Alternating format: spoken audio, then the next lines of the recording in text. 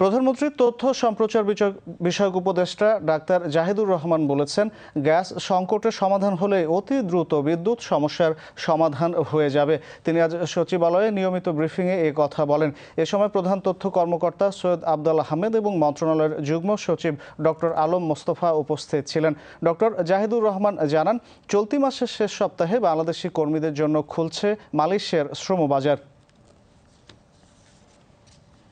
গ্যাসের সংকটের কারণে বিদ্যুতের চাহিদাও অনেক বেড়ে গেছে, যেটা আমরা এখন তরল জ্বালানি ভিত্তিক বিদ্যুৎ কেন্দ্র দিয়ে করেও পুরোপুরি সামলে আনা যাচ্ছে না। তাহলে গ্যাসের এই সাপ্লাইটা যদি রেস্টোর্ড হয়ে যায়, তাহলে এই যে বিদ্যুতের অতিরিক্ত যে চাহিদাগুলো আছে সেগুলো কমে যাবে এবং গ্যাসের যে সংকট আমরা ফেস করছি সেই সংকটটা আশা করি থাকবে না। আগস্টের শেষ সপ্তাহে খুলছে মালয়েশিয়া শ্রমবাজার। দ্বিপাক্ষিক বৈঠকে দুই দেশের ঐক্যমত্যের ভিত্তিতে সব খাতের শ্রমিকের জন্য মালয়েশিয়া যাওয়ার সুযোগ তৈরি হয়েছে।